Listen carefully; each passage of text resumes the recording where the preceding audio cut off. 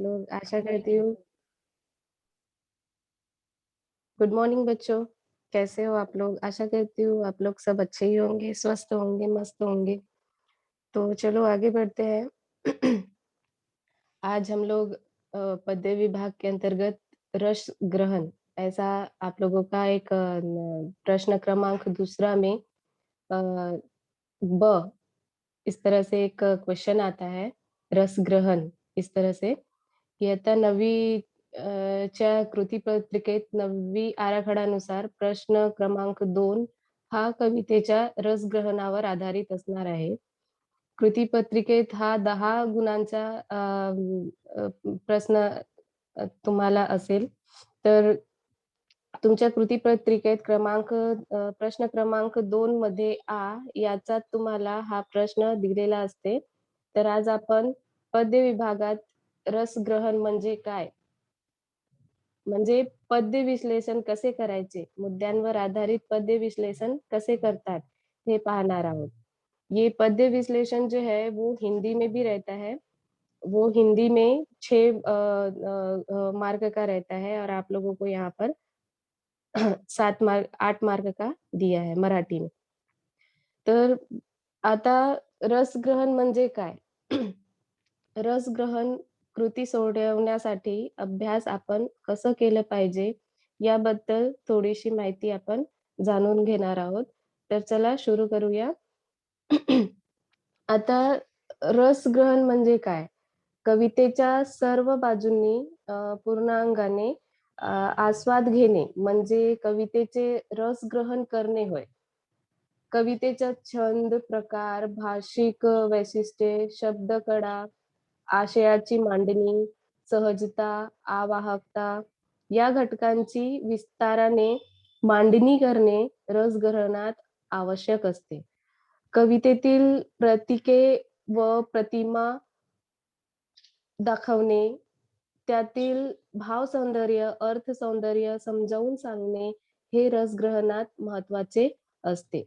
कवितेतून मिळणारी शिकवण, संदेश किंवा मौलिक विचार नेमकेपणाने सांगणेही आवश्यक असते. कवितेतून होणारी रसांची निष्पत्ती व त्याचे ग्रहण, आस्वाद करणे म्हणजेच कवितेचे सर्वांगाने रसग्रहण होय. तर काव्याचं रसग्रहण किंवा काव्याचा आस्वाद कसा प्रकारे घ्यायचे आहे, हे आधी आपल्याला समजून घ्यायचे आहे. जे कविता तुम्ही अभ्यासतात, जी कविता तुम्ही शिकतात, जी कविता तुम्ही वाचतात, ती कविता, त्या कवितेचं रसग्रहण, त्या कवितेचा आस्वाद तुम्ही घेतात. म्हणजे नेमकं काय करतात, तर ती कविता तुम्हाला कशा प्रकारे समजली, त्या कवितेमध्ये तुम्हाला कोणती गोष्टी आवडल्या ते त्या कवितेची भाषा कशी आहे? त्या कवितेचा कवी कोण आहे? कवितेचा विषय कोणता आहे? कवीने कोणते विषयावरती काव्य निर्मिती केलेली आहे? आणि कवितेच्या प्रत्येक ओळीमधून कवीने काय संदेश दिलेला आहे? कवीने कवितेमध्ये कोणती मध्यवर्ती कल्पना घेऊन विचार व्यक्त केलेला आहे? त्या कवितेची काव्य निर्मिती होत असताना त्यावेळेत त्या कवितेमध्ये कोणती पार्श्वभूमी होती? त्या सगळ्या अंगाने कवितेची विचार करणं म्हणजे रसग्रहण करणं.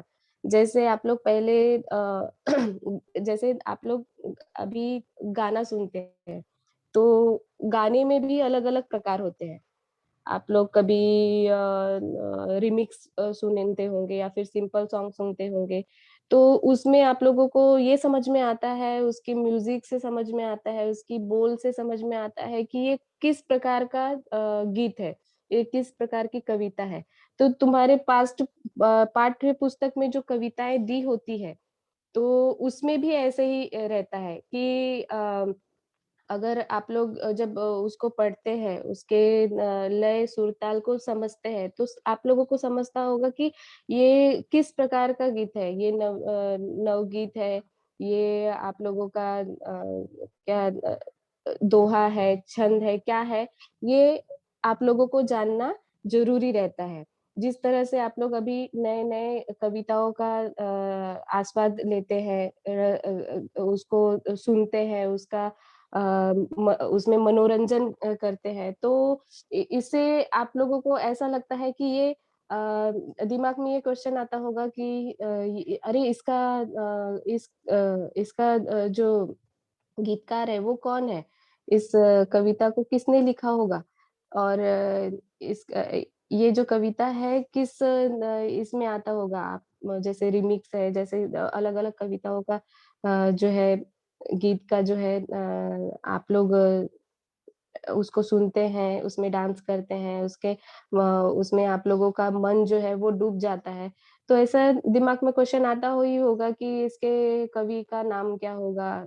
इस गीत को किसने लिखा होगा? और उसको जानने की कोशिश भी करते होंगे। तो वैसे ही ठीक आप लोगों के जो पाठ्य पुस्तक में जो गीत कविताएँ होती है, उसमें पूरी तरह से दिया रहता है कि इसके गीतकार का नाम क्या है, जो कवि है, कवयित्री है, उसका नाम क्या है, इस तरह से यहाँ पे दिया रहता है। तो ये जो फिर वो जानने के बाद वो तो हम लोग पढ़ते ही हैं कि इसके कवि का नाम क्या है। उसके बाद पूरी तरह से सारी कविता हम लोग पूरी पढ़ते हैं। एक-एक ओड़ी एक-एक पंक्ति पढ़ते हैं। तो उस पंक्ति का भी हम लोग आस्वाद लेते हैं। उसका भी रस ग्रहण करते हैं। उसमें भी हम लोग डूब जाते हैं कभी-कभी। तो हर तरह से फिर उसके बाद लास्ट में हम लोगों का क्या रहता है कि इसमें ये जो कविता है, इसका जो विषय था, उस विषय के अनुसार इसमें संदेश क्या दिया गया है? तो वो संदेश भी हम लोग जानने की कोशिश करते हैं। कभी-कभी क्या होता है संदेश के अनुसार कि समाज पर आधारित बहुत हम लोगों को कवि जो है संदेश देते हैं, प्रेरणा देते हैं हमको अपने सपनों को आगे ले जाने के लिए प्रेरणादायक कविताओं की रचना ज़्यादा किया जाता है। बच्चों को हमेशा वो लोग प्रेरणा देने की कोशिश करते हैं कि अपने उद्देश्य को की पूर्ति करो, अपने उद्देश्य की ओर चलो, कितनी भी कठिनाइयाँ आएँ, कितने भी मुश्किल आए, आप लोग पीछे मत हटो। इस तरह से वो लोग संदेश देते ही हैं। हर कविताओं में कुछ न कुछ संदेश रहता ही है। तो वो सब जो है वो सब सारी मुद्दे जो है हम लोगों के दिमाग में रहना चाहिए कि ये कविता जो है किस संदेश पर आधारित है, इसकी कविता का विषय क्या है? ये जो कविता है इसके कवि कौन है? तो ये सब जो है हमारे दिमाग में रहता है और रहना भी चाहिए।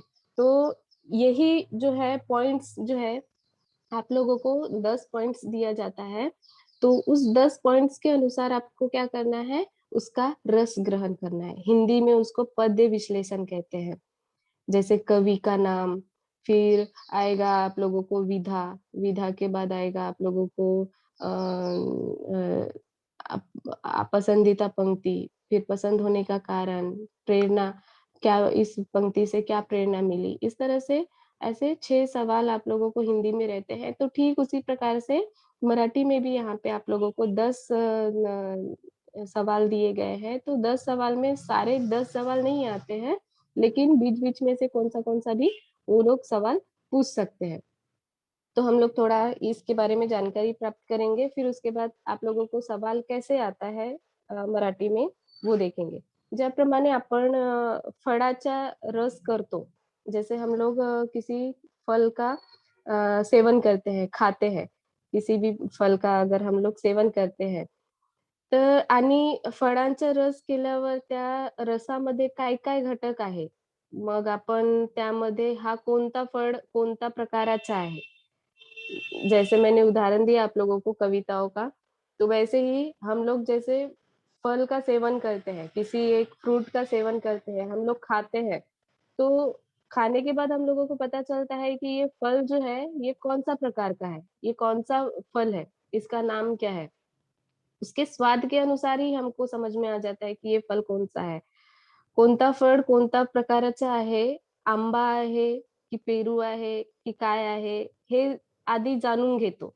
त्या रसाला चव कशी आहे, उसका स्वाद कैसा है, चव कशी आहे, त्यानंतर त्यामध्ये कोणते प्रकारचे घटक आहे, की अन्य द्रव आहे, हे सगळं आपण त्या रसाच्या दारात बघतो. तसंच काव्यशास्त्रामध्ये सुद्धा आपण आपण जी कविता वाचतो, ज्या कवितेच्या आपण अध्ययन करतो, अभ्यास करतो, आस्वाद घेतो, त्या कवितेमध्ये नेमकं काय आहे हे समजून घेणं म्हणजे कवितेचा रस ग्रहण करणं.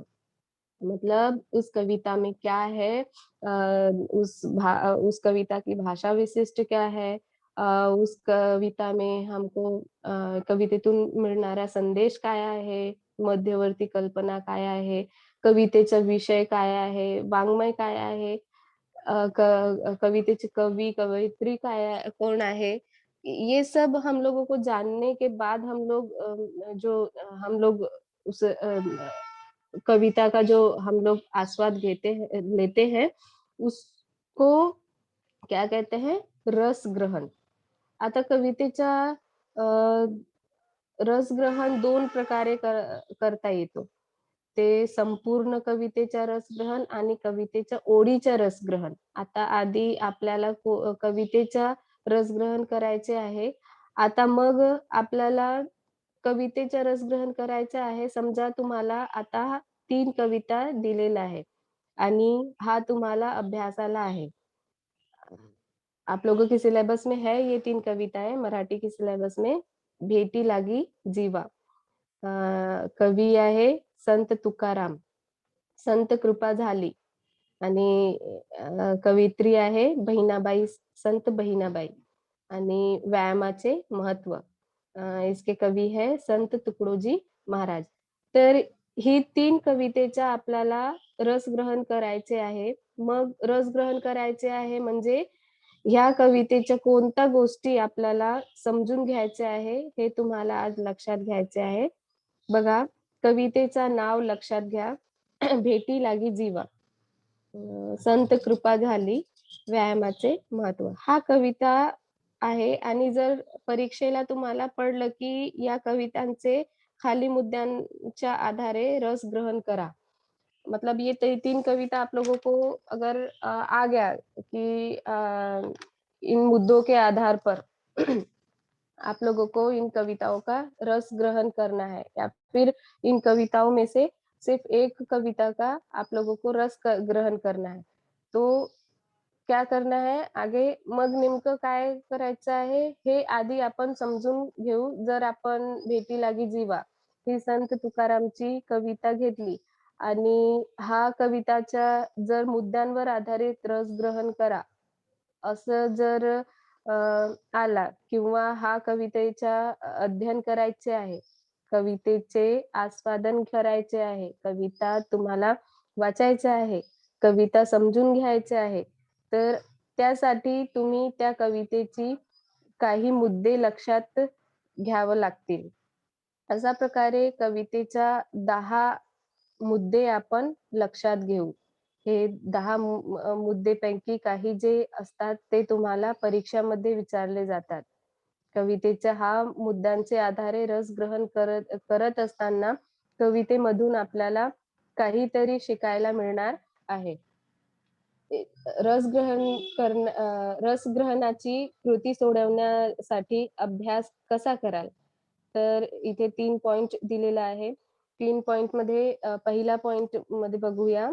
अ, कवी कवीचे कवी किंवा कवयित्रीचे नाव, संदर्भ, प्रस्तावना, वाङ्मय प्रकार या रसग्रहणातील मुद्द्यांसाठी पाठ्यपुस्तकातील कवितेच्या सुरुवातीला दिलेला परिचयात्मक मजकूर बारकाईने वाचावा. आणि त्याच्यानंतर दुसरं आहे कवितेचा विषय, मध्यवर्ती कल्पना, संदेश, भाषा वैशिष्ट्य, आवड ना आवडणारी यांसाठी मार्गदर्शकातील कवितेचा भावार्थ नीट अभ्यासावा. कवितेतील आवडणाऱ्या ओळी यासाठी तुम्हाला आवडलेली कवितेची ओळ किंवा ओळी पाठ करायचं लागते. तर आता या कवितेचा समजा भेटी लागी जीवा कवितेचा रस ग्रहण करायचा आहे, तर नेमकं काय करायचं आहे? तर या मुद्द्यांच्या आधारे या कवितेमधून सगळं रस बघायचं आहे. आता हे मुद्द्यामध्ये पहिला मुद्दा आहे, बघा इथे दिलेला आहे 10 मुद्दा तुम्हाला. पहिला मुद्दा आहे प्रस्तुत कवितेचे कवी किंवा कवयित्री. दुसरा आहे संदर्भ. तिसरा प्रस्तावना. चौथा अ, वाङ्मय प्रकार. त्याच्यानंतर कवितेचा विषय. अ, कवितेत कवितेत तिला आवडलेली ओळ, मतलब पसंदीदा पंक्ती. मध्यवर्ती कल्पना. कवितेतून मिळणारा संदेश. कविता आवडण्याची व न आवडण्याची कारणे. मतलब आपको जो पंक्ति पसंद आया, कविता पसंद आया, वो पसंद होने का कारण या फिर पसंद नहीं आया, तो पसंद नहीं होने का कारण, भाषा वैशिष्ट्य। तर ये जो मुद्दे दिए गए हैं, उसको एक-एक करके हम लोग आज देखेंगे। पहिला मुद्दा तुम्हाला दिलेला आहे इथे। आता पहिला मुद्दा आहे, तर प्रस्तुत कवितेचे कवी किंवा कवयित्री कोण आहे? हा पहिला मुद्दा। मतलब जो हम लोग कविता पढ़ रहे हैं, जो हम लोग कविता का आस्वाद ले रहे हैं, हम लोगों को उस कविता से मनोरंजन हो रहा है, उस कविता के कवि या फिर कवयित्री कौन है?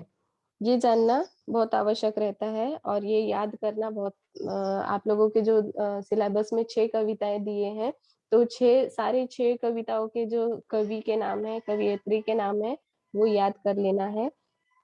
तो आपल्याला काय करायचं आहे, आता ही जी कविता आहे, याच्यात काय आपल्याला सांगण्याची प्रयत्न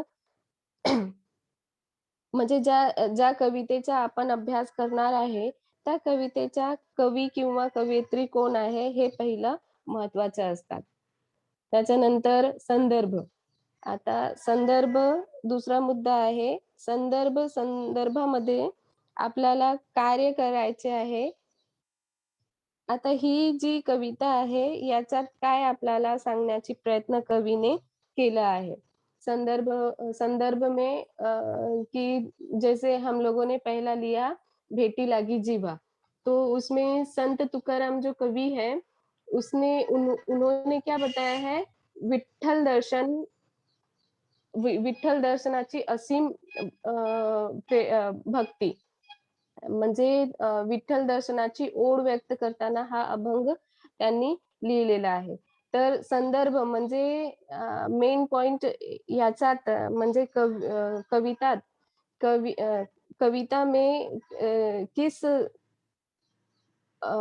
पॉइंट को लेकर इस कविता की रचना की गई है, उसके बारे में थोड़ा एक लाइन संदर्भ में लिख देना है। तो उसके बाद है प्रस्तावना। प्रस्तावना में आपको क्या करना है कि इस कविता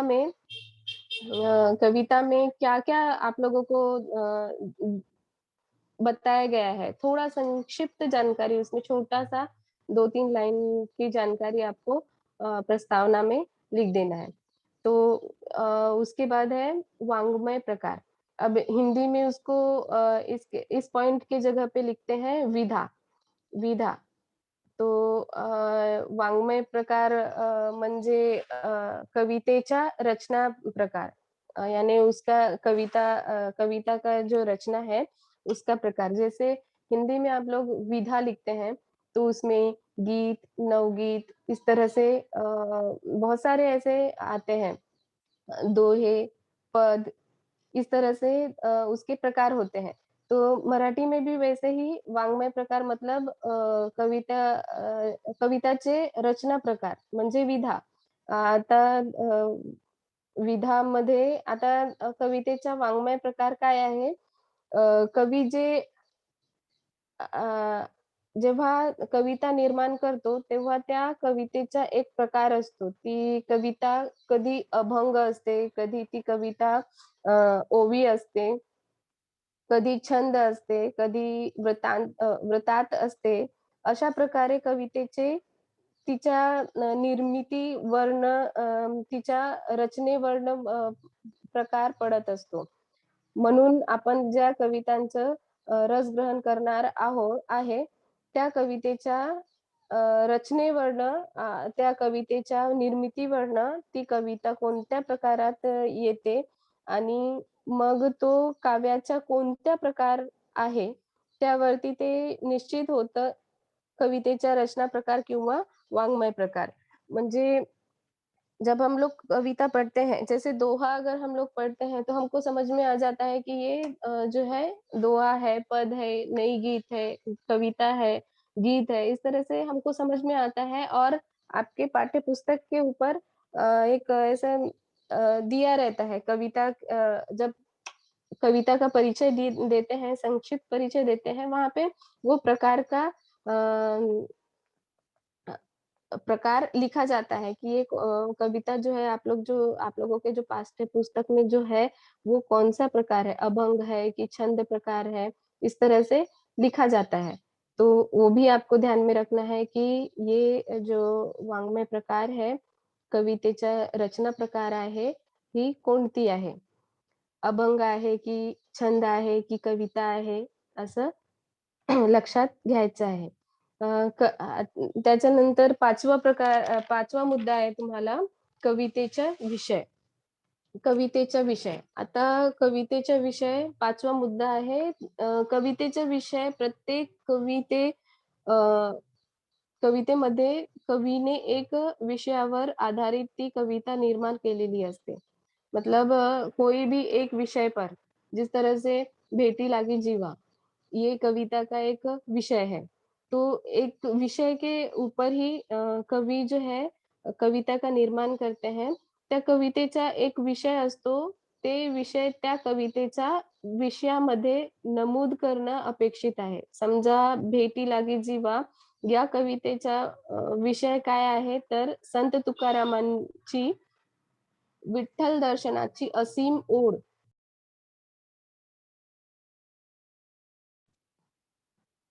या अभंगातून, या छंदातून, या काव्यातून व्यक्त केलेला आहे हा कवितेचा विषय.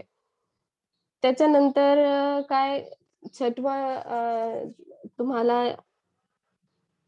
कवितेत कवितेतील आवडलेली ओळ. अब आप लोगों के इसमें हिंदी में ऐसे ही सवाल आता है कि अ पसंदीदा पंक्ति, कविता में आप लोगों को जो पसंद आने वाला जो पंक्ति है, 1-2 लाइन के जो पंक्ति होती है, पद होते हैं, तो वो कोई किसी-किसी को बहुत ही अच्छा लगता है। जैसे आप लोगों को भी क कभी-कभी एक ऐसे लाइन जो है बहुत ही अच्छा लगता होगा। जैसे आप लोग टीवी में गाना सुनते होंगे, मोबाइल पे गाना सुनते होंगे या फिर कोई गुनगुनाता है, उसमें अगर आप लोग सुनते होंगे तो वो लाइन जो है आप लोगों को पसंद आ जाता है। तो ठीक वैसे ही पाठ्य पुस्तक में आप लोगों का जो कविताएँ दिए होते हैं, तो उसमें उस कविता को पढ़ते वक़्त आप लोगों को कोई-कोई लाइन पसंद आ जाता है. तो वो आवडलेली ओळ जे आहे तुम्हाला त्याच्यात उसमें लिखना है.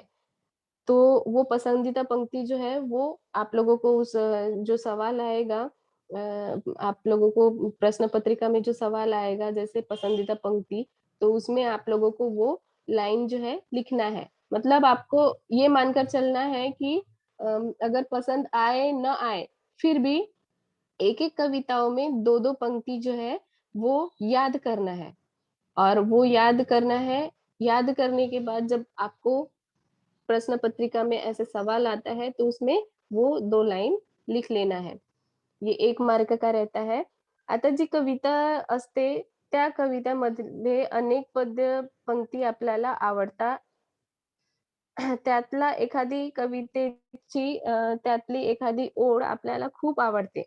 मतलब हम लोगों को कुछ कोई-कोई जो पंक्ति है वो एकदम मन को भा लेता है. पूर्ण कविता आवडणं आणि ती कवितेतली अजून एखादी ओळ आवडणं किंवा पूर्ण कविता आवडणं हा सुद्धा एक त्यातला महत्त्वाचा भाग आहे. मग त्याच्यामध्ये रसग्रहणामध्ये कवितेमध्ये कोणती ओळ तुम्हाला आवडली हे पण महत्त्वाचं आहे. ती ओळ तुम्हाला का आवडली? ते तुम्हाला अ, 9व्या मुद्द्यामध्ये लिहायचं आहे. म्हणजे 9व्या मुद्द्यामध्ये मध्ये लिहायचं आहे, कविता आवडण्याची व न आवडण्याची कारणे. हे बघा. तर हे कविता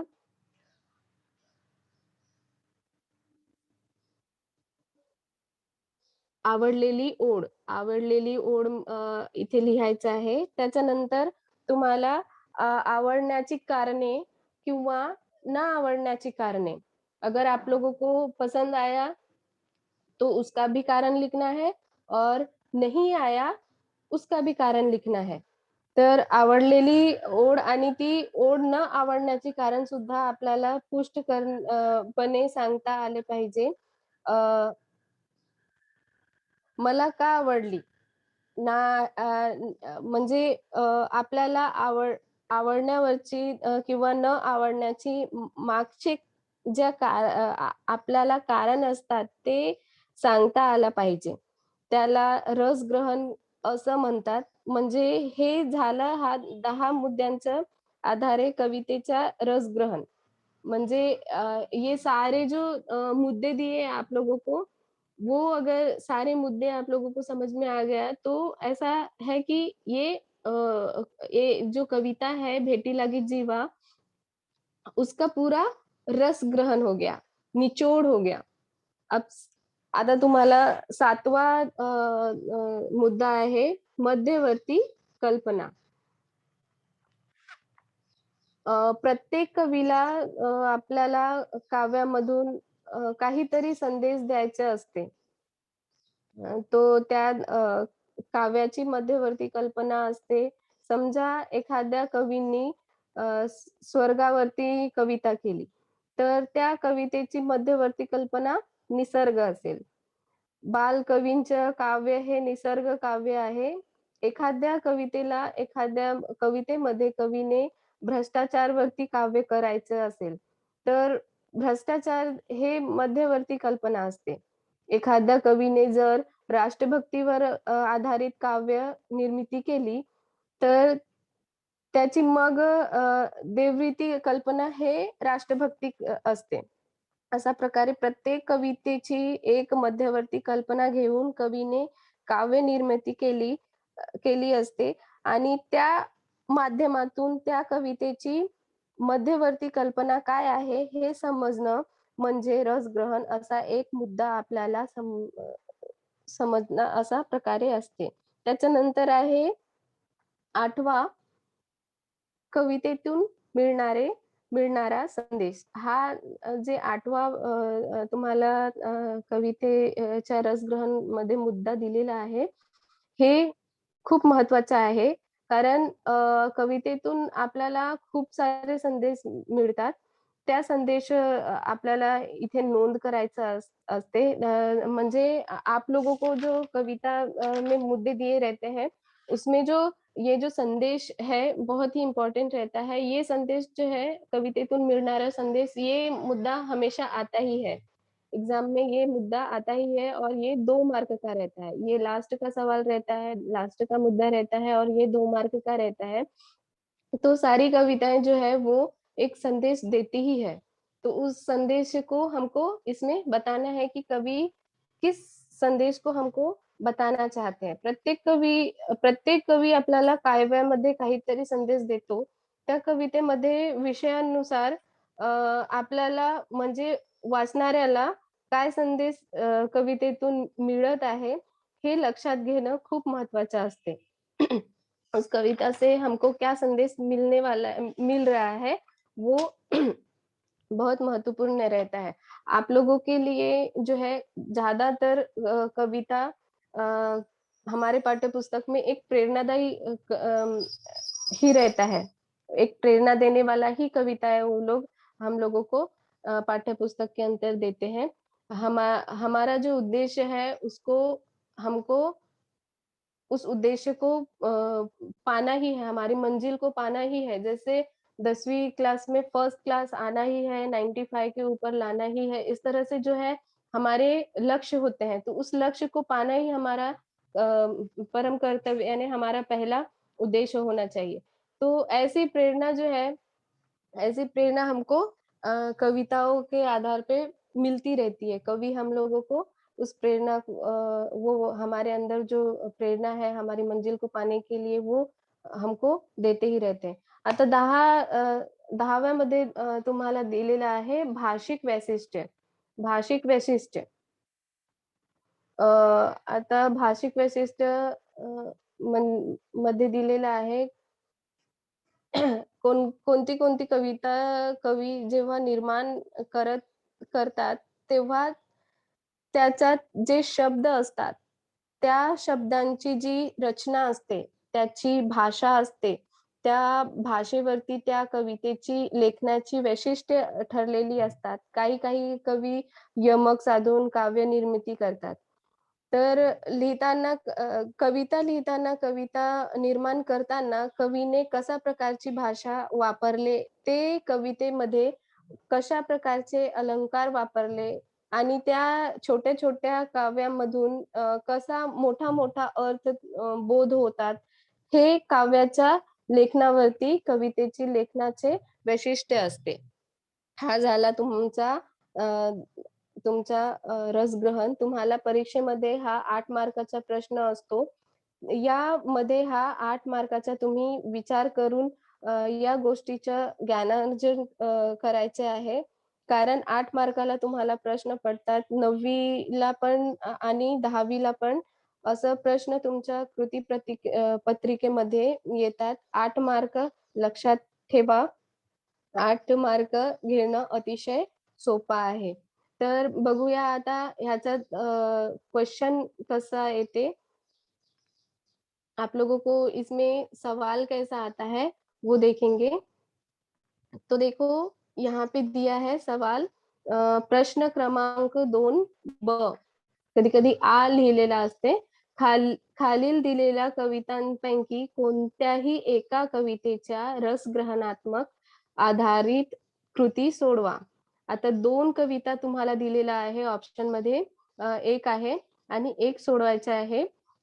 पहिला आहे संत कृपा झाली आणि दुसरा व्यायामाचे महत्त्व.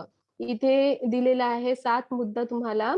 पहिला मुद्दा आहे कवी किंवा कवयित्री याचे नाव लिहिण्याचे आहे.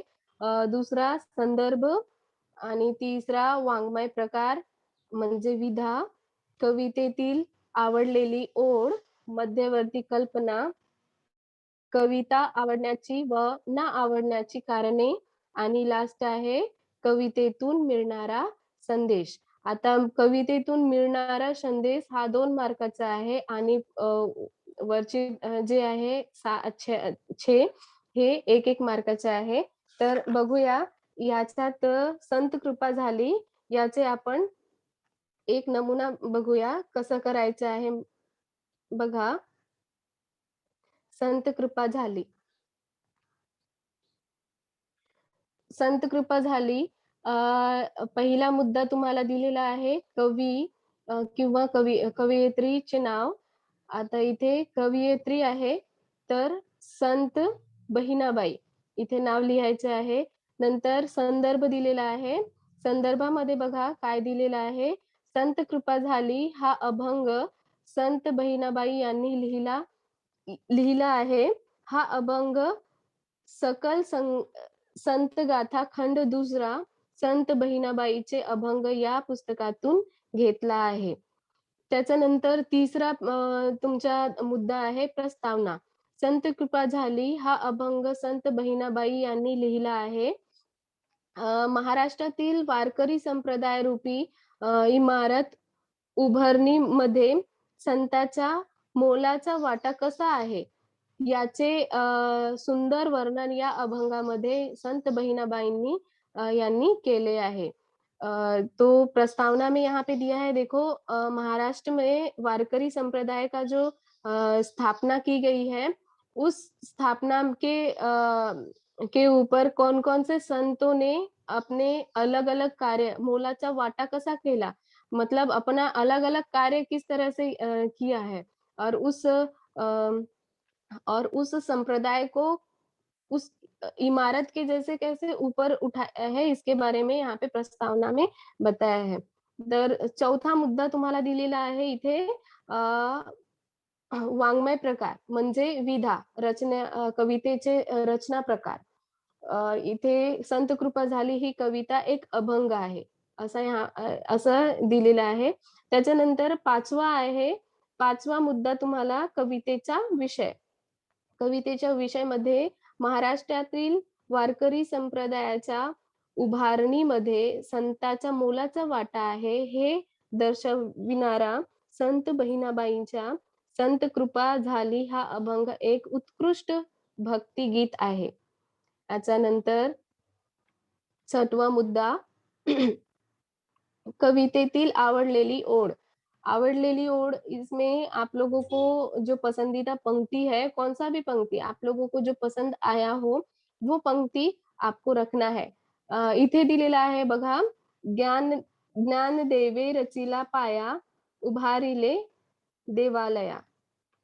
यहाँ पे पसंदीदा पंक्ति ये 2 लाइन दी गई है। तो ऐसे ही एक-एक कविताओं में से एक-एक 2-2 लाइन आप लोगों को याद करके रखना है। 6 कविताएँ हैं, 6 कविताओं में से 2-2 लाइन आप लोगों को सभी कविताओं का याद कर लेना है और ऐसे ही यहाँ पे लिखना है। जैसे कवितेतील आवडलेली ओढ, हिंदी में पसंदीदा पंक्ति ऐसे दिया जाता है। हिंदी में भी आप लोगों को वैसे ही याद कर लेना है सारी कविताओं की 2-2 लाइनें और अगर आया तो ऐसे लिखना है. आता ह्याच्यात 7वा मध्यवर्ती कल्पना आहे. महाराष्ट्र ही संतांची भूमी मानली आहे. या भूमीत अनेक संत जन्माला आले. या सगळ्या संतांनी तन, मन, धन अर्पण करून पंढरीच्या विठ्ठलाची भक्ती केली. त्याच्या भक्तीत सदैव दंग असलेल्या वारकरी संप्रदायाची उभारणी या संतांनी केली. त्यामध्ये संतांनी केलेल्या सहकार्याचे वर्णन संत कृपा झाली या अभंगामध्ये केलेले आ आहे. त्याच्यानंतर 8वा तुमचा मुद्दा कवितेतून मिळणारा संदेश. हे महत्त्वाचं आहे. तुम्ही हा संदेश बघा काय लिहिलेला आहे. महाराष्ट्राच्या पवित्र भूमीत अनेक संतांनी जन्म घेतला आहे. या साऱ्या संतांनी सर्वस्व अर्पण करून पंढरपूरच्या विठ्ठलाची भक्ती केली. त्याचे नामस्मरण केले. शिवाय सर्वसामान्य लोकांना भक्ती मार्गाकडे वळवले.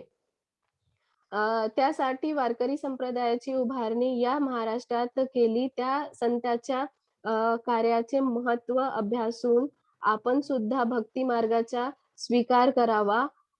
हाच संदेश संत कृपा झाली या अभंगातून आपणास मिळतो. म्हणजे महाराष्ट्र में जो संतों ने जो पंढरपूर विठ्ठलाची जे जे भक्ती केली आणि त्याच्यात वारकरी संप्रदायाचा निर्माण केला. त्याच्यात आम्हाला पण भाग घ्यायचा आहे असा संदेश तुम्हाला इथे दिलेला आहे. 9वा मुद्दा तुम्हाला दिलेला आहे. कविता आवडण्याची व ना आवडण्याची कारणे.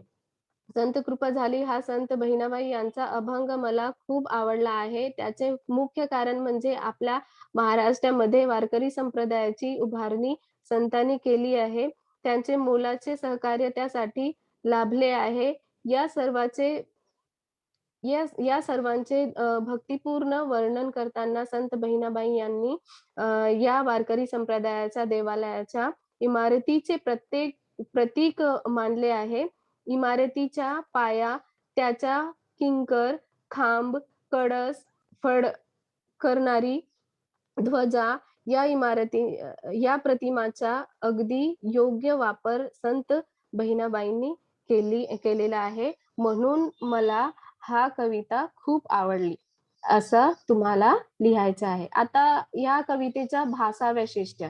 भाषा वैशिष्ट्यमध्ये बघा 10 मुद्दा आहे. संत बहिणाबाई यांचा काव्य रचनेवर संत तुकारामाच्या काव्य रचनेचा प्रभाव दिसतो. तसेच त्यांच्या अभंगातून भक्तिभावना उत्कृष्टपणे जाणवते.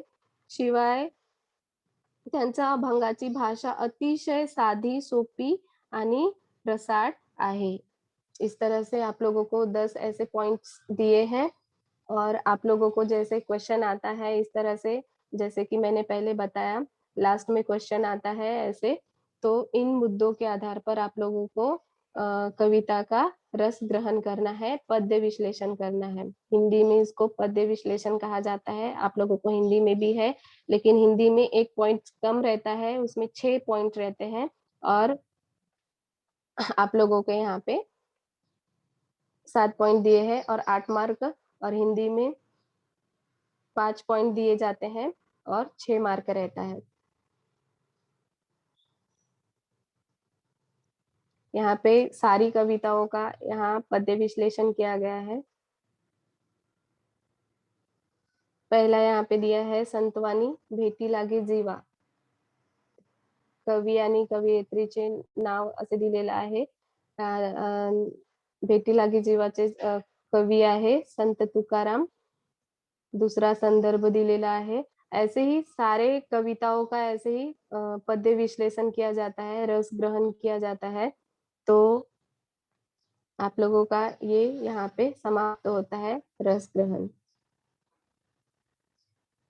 आज हम लोगों ने आज हम लोगों ने जो आप लोगों की कृति पत्रिका में जो आता है, प्रश्न पत्रिका में जो प्रश्न क्रमांक 2 का पद्य विभाग के अंतर्गत रस ग्रहण यानी पद्य विश्लेषण, वो हम लोगों ने आज पढ़ा और ये आप लोगों के लिए बहुत ही इम्पोर्टेंट है, 8 मार्क के लिए आता है, तो इसलिए आप लोग इस पे ध्यान दो।